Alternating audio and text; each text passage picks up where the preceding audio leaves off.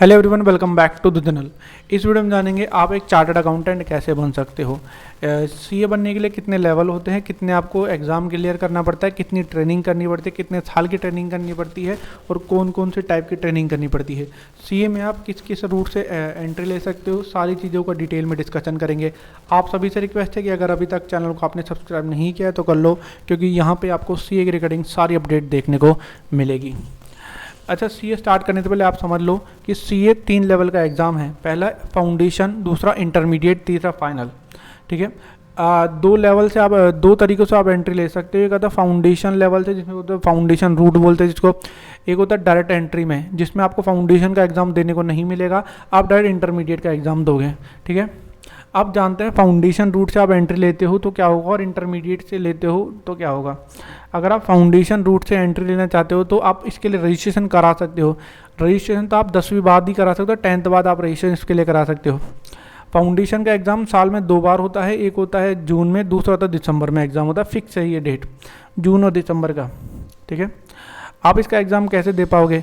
आप जैसे class 12th पास करो का एग्ज़ाम क्लियर करोगे तो आपको 4 महीने के स्टडी पीरियड कंप्लीट करना होगा।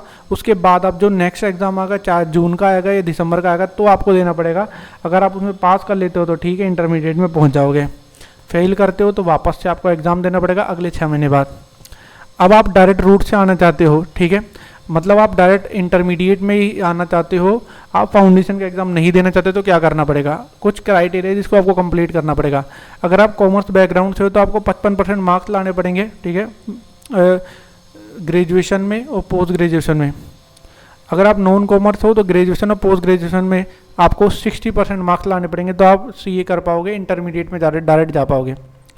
अगर आप ICMAI के स्टूडेंट हो या ICSI के स्टूडेंट हो तो आप इंटर पास कर लिए उसका, तो आप इसमें डायरेक्ट एंट्री ले सकते हो।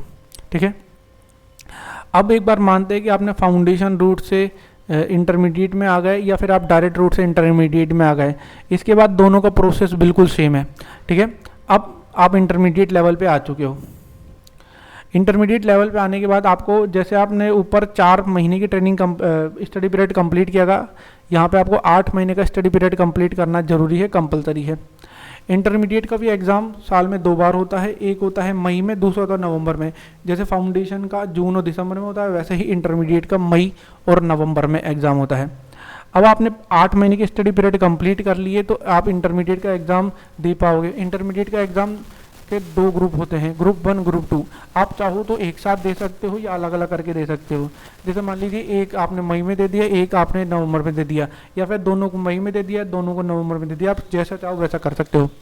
अब आप मान लीजिए आपने दोनों ग्रुप दे लिया, एक एक ग्रुप दे लिया है ना, दोनों कैसे भी करके आपने पूरा इंटरमीडिएट को पास कर लिया, तो आपको 2 ट्रेनिंग करनी पड़ेगी। एक होती है इन्फॉर्मेशन टेक्नोलॉजी ट्रेनिंग करनी पड़ेगी, दूसरी होती है स्किल ट्रेनिंग कंप्लीट करनी पड़ेगी।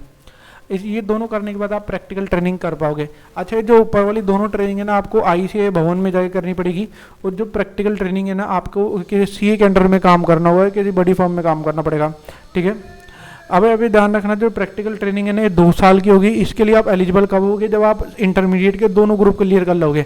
जब तक आप दोनों ग्रुप क्लियर नहीं कर पाओगे तब तक आप इंटरमीडिएट ये जो ट्रेनिंग है ये कंप्लीट नहीं कर पाओगे, इसके लिए एलिजिबल नहीं हो पाओगे। ठीक है, अब आपने इंटरमीडिएट पास कर लिया, इसमें रजिस्ट्रेशन भी करा लिया प्रैक्टिकल ट्रेनिंग में, तो आप सीए फाइनल का भी रजिस्ट्रेशन साथ साथ करा लेना। अब आपने रजिस्ट्रेशन करा लिया, आप 2 साल की ट्रेनिंग कंप्लीट कर लिए। 2 साल की ट्रेनिंग कंप्लीट करने के बाद आपको इसी दौरान ICAI THS की ट्रेनिंग भी कंप्लीट करनी होगी। अब आप इतना ट्रेनिंग कंप्लीट कर लोगे तो 2 साल की ट्रेनिंग कंप्लीट करने के बाद अगले 6 महीने के बाद आपको सीए फाइनल का एग्ज़ाम देने को मिलेगा। सीए फाइनल का एग्ज़ाम भी साल में 2 बार होता है, एक होता है मई में, दूसरा होता है नवंबर में। वैसे ही आप 2 ग्रुप एक साथ क्लियर कर सकते हो या एक एक सिंगल करके ग्रुप को आप क्लियर कर सकते हो। अब आप मान लीजिए आपने सीए फाइनल का एग्ज़ाम भी क्लियर कर लिया, तो आप इसके बाद या तो जॉब में जा सकते हो या प्रैक्टिस कर सकते हो। अगर आप प्रैक्टिस करते हो तो आपको मेंबरशिप नंबर लेना पड़ेगा, उसके लिए अप्लाई करना पड़ेगा। जैसे ही सीए फाइनल क्लियर करोगे तो आप एसोसिएट पार्टनर बढ़ जाओगे, आपका नाम के आगे चार्टर्ड अकाउंटेंट लग जाएगा। अगर आप बिजनेस करोगे, आप जॉब करना चाहते हो तो आप जॉब भी कर सकते हो, फिर भी आप सीए रहोगे। ठीक है, इसी दौरान आप BAA के सर्टिफिकेट भी ले सकते हो, बिजनेस अकाउंटिंग एसोसिएट का भी ले सकते हो। थैंक यू फ्रेंड, होप्स आप सबको पूरा प्रोसेस समझ में आएगा। अगर आपको समझ में आया तो वीडियो को लाइक करके जरूर जाना। इस वीडियो को अपने उस दोस्तों का शेयर जरूर करना जो क्लास 12th में है, जो CA करना चाहते हैं या फिर जो इंटरमीडिएट लेवल में डायरेक्ट जाना चाहता है, डायरेक्ट रूट के स्टूडेंट है। तो आपसे हम मिलेंगे अगली वीडियो में। Bye bye.